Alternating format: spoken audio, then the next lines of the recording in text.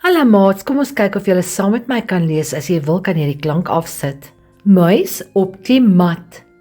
Mamma sien 'n muis met 'n mus op die mooi mat. Mamma vat die mop en jaag die muis. 'n Mot kom sit op die mes by die melk. Mamma jaag die mot met die mus. Die mot val toe op die muis. Nou voel mamma moeg. Maats, ek gaan nou weer die storie lees. Kyk of jy hierdie keer kan saamlees. Muis op die mat. Mamma sien 'n muis met 'n mus op die mooi mat.